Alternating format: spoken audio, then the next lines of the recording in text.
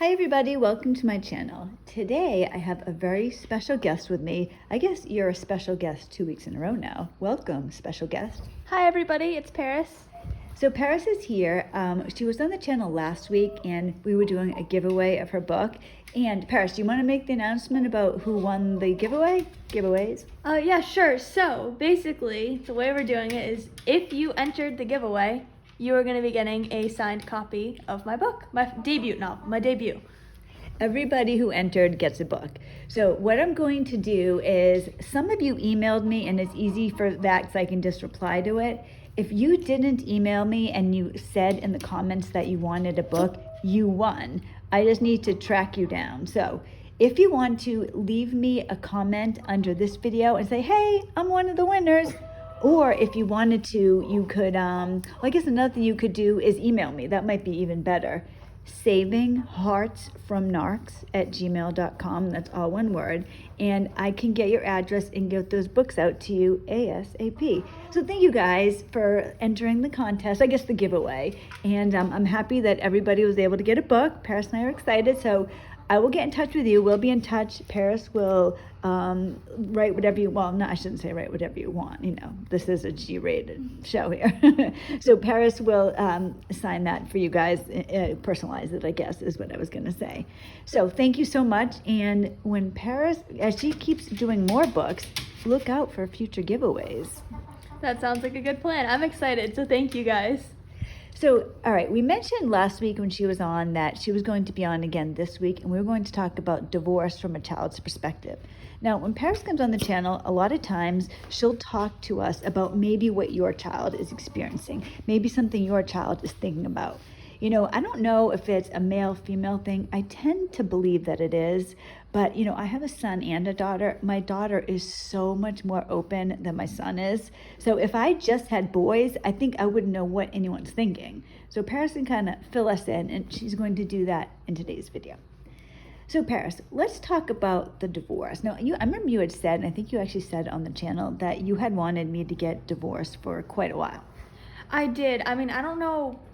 Probably I was 14 or so when I first kind of started wanting it to just be over, like in my mind. Actually, in my mind, I wanted just my father, who's the narcissist, to just leave. Like, I was like, didn't even need a divorce. Like, he just left and was gone, period. Now, at the time, I didn't fully realize that him leaving, he's still present. Like, that's how it did end up going. He did end up eventually being kicked out, and he was still present, just not physically there. But yeah, I wanted a separation for a long time. Now, why was it? What made you think that originally? I was like, again, I was like 14 when it happened. I think he was just making everybody miserable. This is towards the beginning of his collapse, because he didn't fully collapse until I was 16. But I think you started telling me that you started making my brother and I aware of what was going on, because he was starting to do things where we needed to know, because he was doing some messed up stuff kind of behind the scenes that weren't so hidden anymore. So we were aware.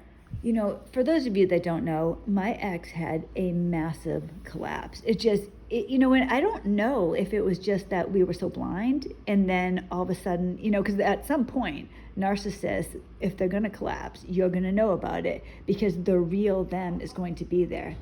Once I stopped being codependent, that coincided to the day with my ex starting to go downhill. And it was so obvious that I didn't know. I was confused for a long time. And then I had the kids. And I didn't know what to do. So it just, all this time, Paris, I didn't know this at the time, she was thinking behind the scenes that she wanted me to divorce my ex, or have him leave, or whatnot. So that's something. Do you think that, what would you have done if I had never divorced your father? And all the stuff that happened still happened? Yeah. I don't know. I probably wouldn't still be living here, because I'm 19 now. I probably would have eventually left. Like, I probably would have talked to you about it and been like, I can't do this anymore. Like, I can't deal with, because he was really terrifying us. And like, I feel like if you just kept staying with him, I don't want to say I would have run away or rebelled, but I think there would have come kind of more of a breaking point. I don't think I'd be okay. So I don't want to put words in your mouth. Are you really saying that it was just unacceptable, that you could not be in the same house with him? Not at the point he got. No, I don't think so. Because like especially too because I'm putting into consideration that he probably would have continued to get worse. It's not like it would have gotten better if we had stayed there, if nothing had changed. No, once the mask is off, it's off. I don't know if, and God, I am so, so happy that this didn't happen. I don't know if I had just put up with it, accepted it, pretended it wasn't happening, and just let him do his thing. I don't know if at that point he would have gotten, like, I don't want to say back to how he was, because how he was, stealing money, not coming home. I don't know that that would have gotten better. But it was at that point, there came a point where it was just, for me, unacceptable. And I guess that's how it was for you as well. Do you remember when I told you, actually, no, let me go back for a second. What do you think, I'm just going to ask you this, like in general, I know you can't really know this. Do you suspect or do you think that there are people, right, some of the people who are listening, their children who want them to get divorced but are afraid to say something?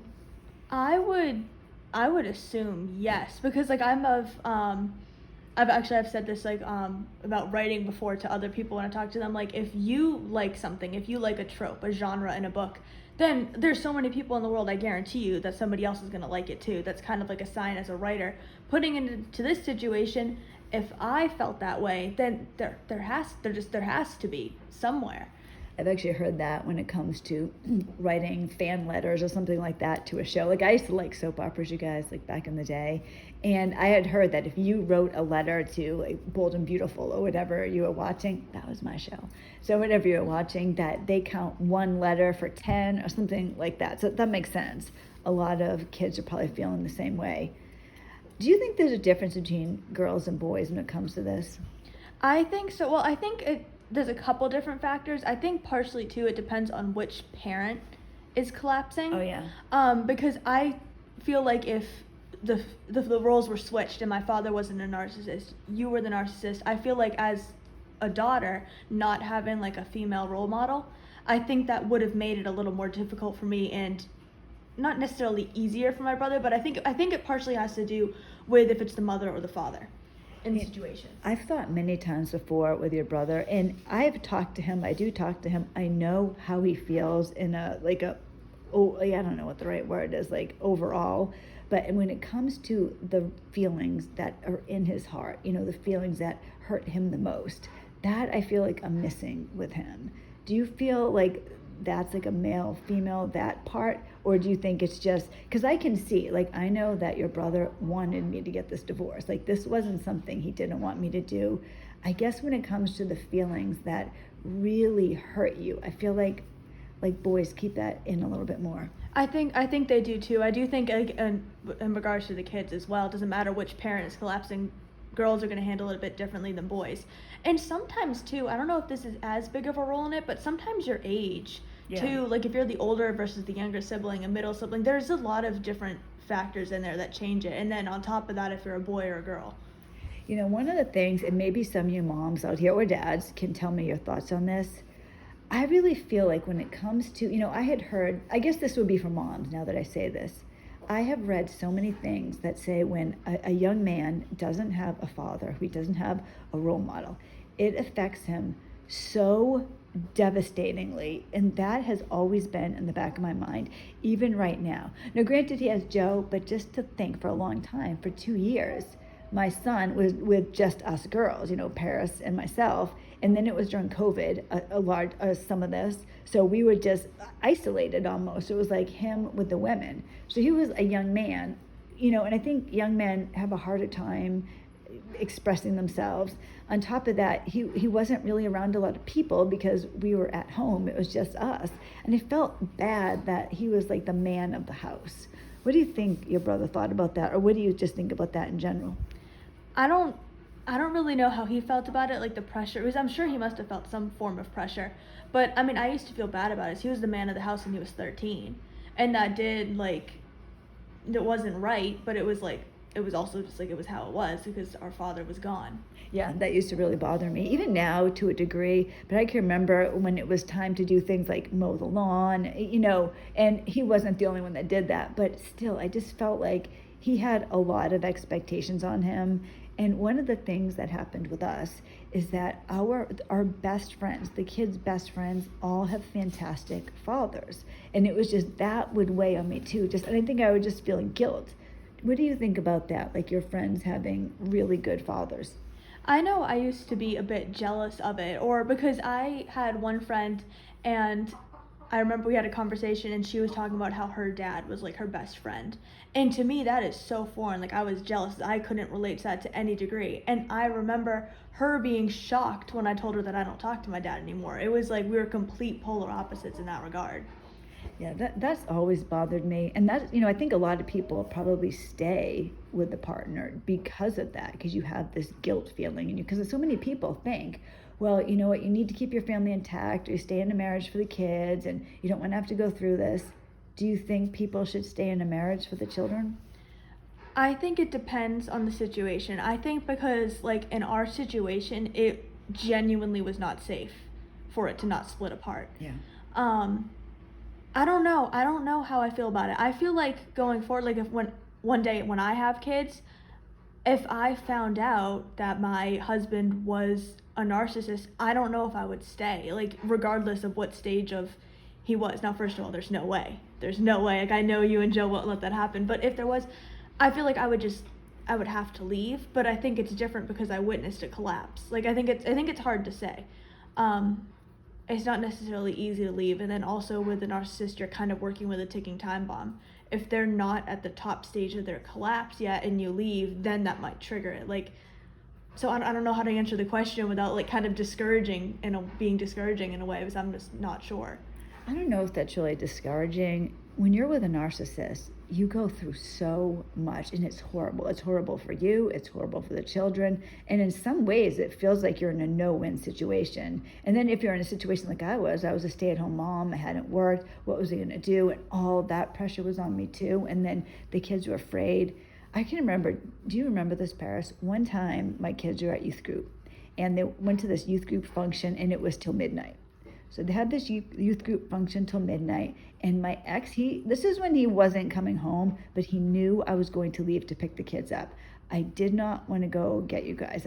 I was terrified to go, and I ended up coming, and so I got you, and my fear was that, and this is like where my mind was at this point. I thought that when I left the house at like 11:45 to go get you, and my ex knew about it, he was going to park down the street, so we didn't see his car, and he was going to sneak into the house and hide somewhere. And then at night when we were asleep, he was going to come out and really scare us, terrorize us.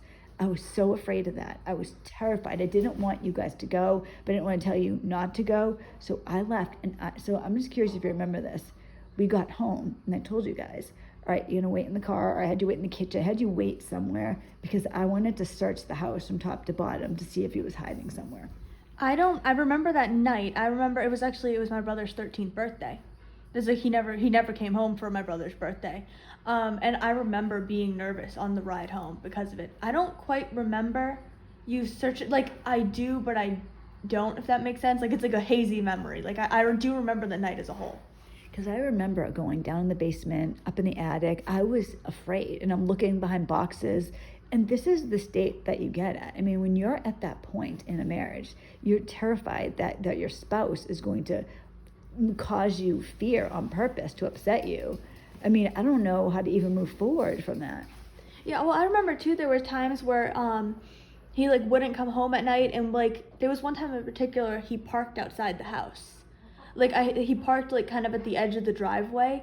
And I remember like being terrified, like, is he gonna come in? Why is he just waiting there? I remember that, yeah. Yeah, like I think we were watching like a show in your room, and we like noticed he was outside, or no, I remember what happened. The dogs got upset. I think our dogs suddenly started getting upset and acting like something was wrong. So that triggered us to like look out the windows, and we saw he was just parked there for hours, just outside.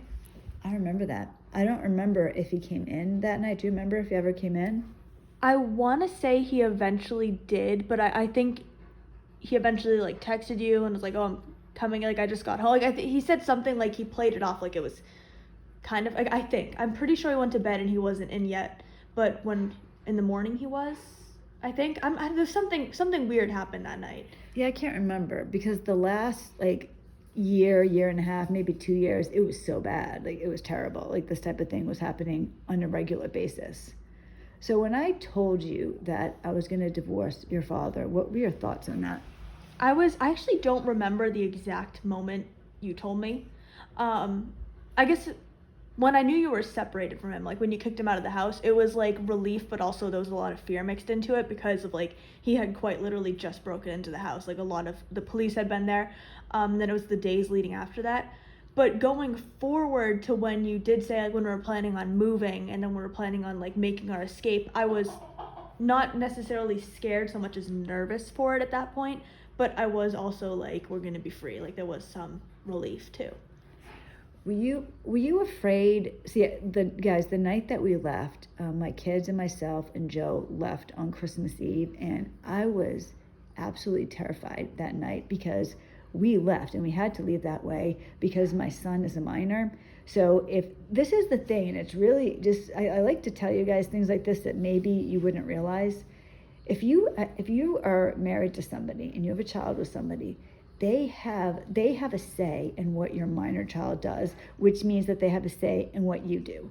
I wanted to divorce my ex and I couldn't do it without leaving the state because once I filed for divorce, and I believe this is the way it is in every state, once you file for divorce, you basically are stuck where you are until the divorce is over, or if the ex or the current, whatever it is, allows you to leave. If I had stayed in New Hampshire and tried to divorce my ex, he would have moved back into the house and I would have been stuck. I wouldn't have been able to leave. And you can really push a divorce off. If you really wanted to, you can cause a lot of problems, delay after delay after delay. Were you afraid when we left that something was going to go wrong? I remember being scared because I know you and I remember, I want to say it was Joe who said this, like he was like trying to get us out as fast as possible because he didn't want my father to drive past the house. So I remember being scared. I remember there was a moment where I was outside the house with my brother. I don't know why just the two of us were out. I think we were like loading something in the truck and it was just us two and we were watching the street. Like we were nervous together. Like the car drove by. Actually, no, sorry. Let me backtrack. We were outside and a car drove past the house and we rushed back into the house to make sure, like, was that him? Was that him driving past? Did he just see us trying to get into a moving van? Like so on and so forth. We were scared that something would go wrong that night. Yeah, the fear. Like there was so much fear. And then it just, once, this is a thing. Once you understand what the narcissist is willing to do, what they are doing, there's this realization that they'll do anything.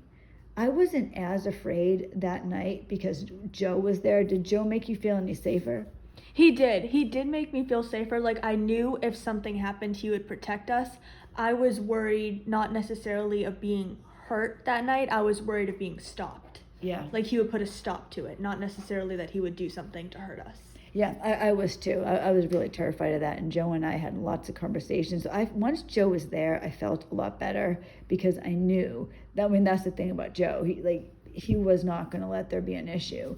My ex, if it was just myself and the kids, that could have been a nightmare. So I did feel safer with Joe.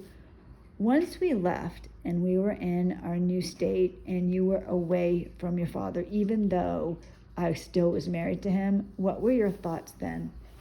I guess I'm not quite sure how to answer, like, just in general, like, we made it? Or... No, I guess let me phrase this better. When we were living in New Hampshire, there was fear all the time. I can remember going outside the house and you and your brother, like, looking around, like, to see if his car drove by. I used to take a firearm to my chicken coop to go lock my chickens in every night because there were 40 acres of woods behind the house and I was so afraid that something was going to happen. Oh, you know what? I don't even know if I told you this, Paris. One time I was putting my chickens away at night and we had this like fairly decent sized coop where I could climb into it if I wanted to or if I needed to. And when I would I call them the girls, and I'd put the girls away at night, sometimes I would climb in and get them on their roost and everything. I was on my hands and knees in the chicken coop one time, and one of the chickens jumped down and landed on my back. I was absolutely petrified. I thought it was your father. Like I thought it was him coming and attacking me. It was, and I remember just screaming. I was screaming, and just that type of primal fear was right there. Do you remember that? I don't remember it happening, but I remember you telling me about it. Like I don't think either my brother or I don't know if we weren't home or why we didn't hear the scream. Because if we had, I know we would have probably thought the same thing. Like it would have been an immediate, our father's here. Like that's Yeah. what would have happened. Well, it's probably because I was kind of away from the You were a house bit and away, inside yeah. the coop. But yeah, it was just pure terror. How did you feel? Let me ask you now, like now that we're in another state and doing the divorce in another state, how did you feel watching me go through the divorce? I felt like I don't know how to describe it. Like I feel like I was a little outside of it in a way because it wasn't like I thought like I was going to be like this active role in it, but as like in a technical adult, I was 18 when we moved. I'm 19 now. I was really like I wasn't brought up in anything in regards to like anything with a divorce. So I obviously knew it was going on, but like I was kind of also outside of it. Like I was kind of just like on the sidelines, like this other piece that was kind of not as involved, if that makes sense. No, it does. One of the things that bothered me when I was going through the divorce, there were several things, but Paris is right. She was like a non-entity. It was 100% on the minor child.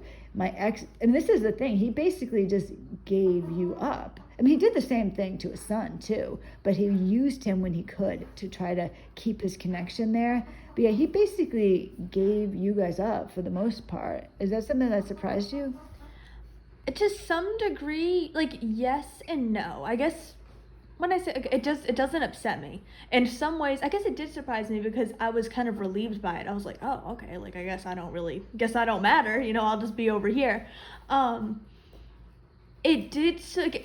is some aspect of like I don't understand fully how you can completely just leave your kids behind because like in my mind kids and then your animals too, they're like innocent in this. Now this is true. I don't think you did anything wrong. I don't think a lot of people who are in relationships with narcissists, they're the victim. Like I don't like to look at anybody as a victim, but technically that is what you are. But sometimes like when divorces happen, it's kind of like it's different because I guess couples separate, if that makes sense. But when it comes to being kids, like how can you just leave your kid? But at the same time, I'm not personally affected by it. Like I've kind of accepted that he doesn't care, so kind of moved on. That's something I've talked to Joe about so many times, you guys, because that really bothers me. Because sometimes I'll get fixated on that. How can this person be this way? I can't fathom it. Because I would be so upset not having my kids around me, even not knowing where they are, what they're doing, are they okay? Like, what does their bedroom look like? Literally nothing. And he just let it be that way. And in some ways, like you were saying, it's good because it made our life a little bit easier. But at that type of shock with a narcissist, and for those of you still with a narcissist, just keep in mind that when I'm telling you this isn't just my ex feels this way.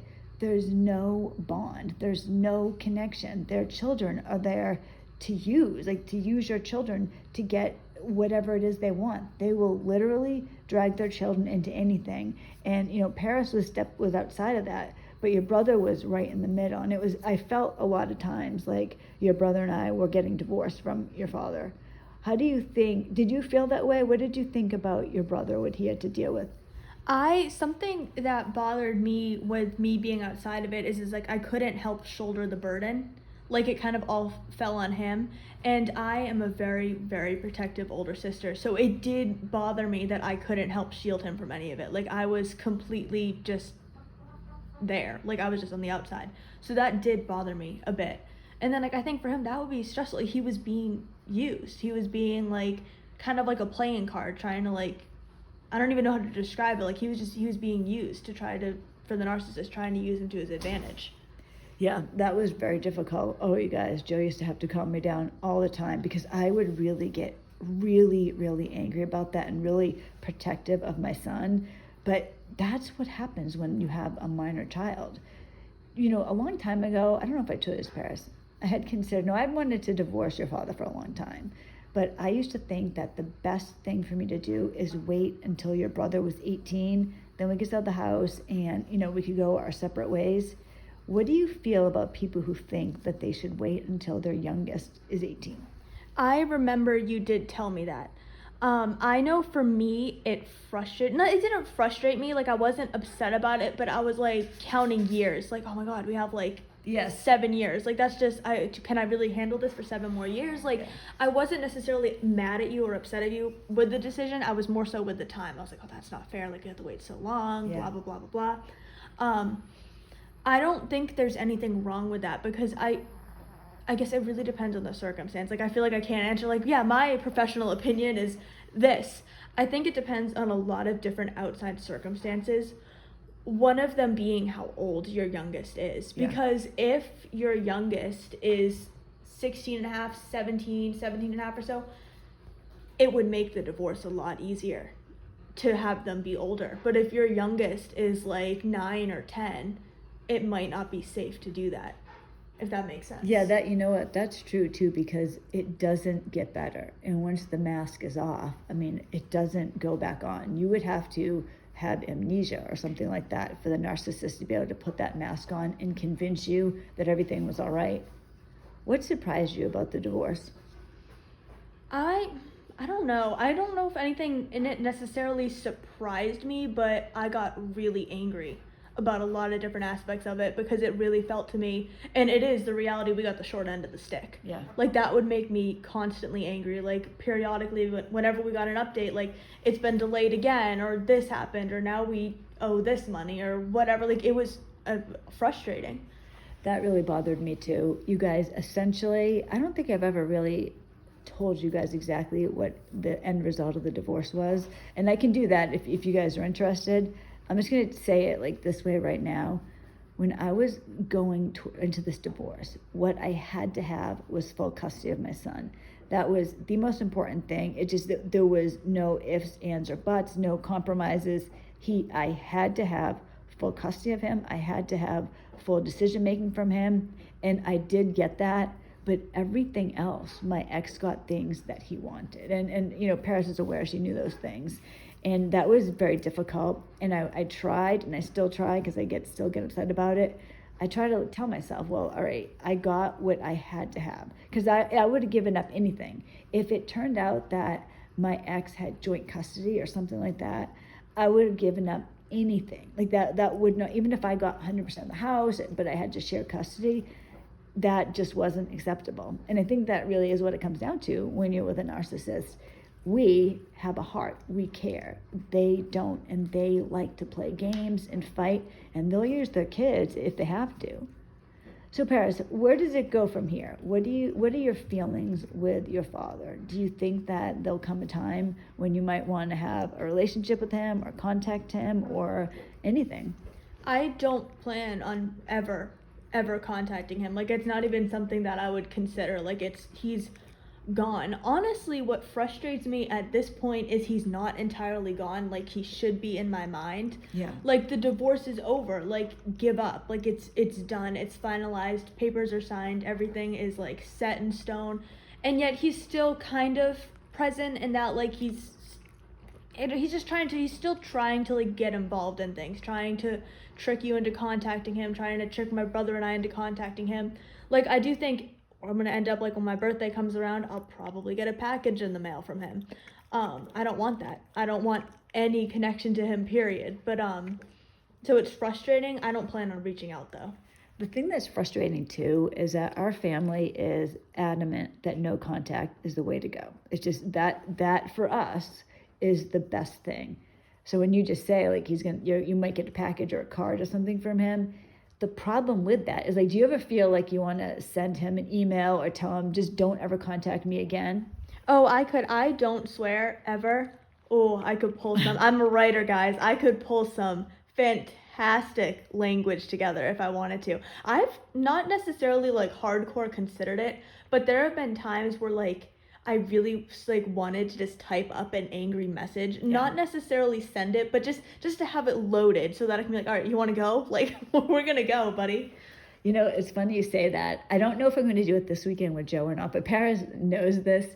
The other day, Joe and I were having this conversation about what breaking no contact could lead to. Do you remember me telling you that? Oh, man, he was, like, what Joe said about it, he was right, too. Yeah. And I was like, all right, you know what, like, it could really spiral out of control. It could be really bad. So I'm going to talk to Joe about that. It might be for Monday's episode, it might be for later, but if you are considering breaking no contact, don't even dream of it until you hear this conversation that Joe and I had the other night, because it went so far beyond what I ever hoped. Because the comparison saying she really wanted to just basically tell him off.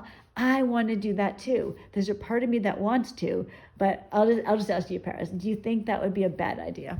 I think there would be like a moment of satisfaction. Like I think Yeah. when you first do it, or like you send the email, you make the call, the letter, whatever it is, oh, I cannot even imagine how good that would feel. Like I admit that would be amazing. But then the narcissist will find a way to make that a win for them.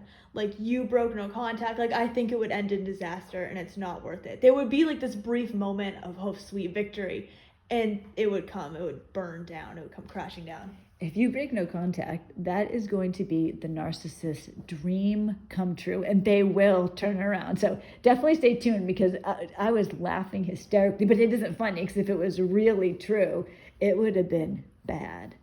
So Paris, thank you so much for coming on. I know you're really tired. Paris got back from school a little while ago. We haven't eaten dinner or anything. She offered to come on the channel, so I wanted to do this. And thank you guys. I will be in touch with those of you, or get in touch with me, those of you who won an autographed copy of the book. And other than that, I will be here Monday, I think, with Joe, where we might be talking about the no contact disaster. So I hope everybody has a wonderful weekend, and I will see you guys next week. Bye, everybody.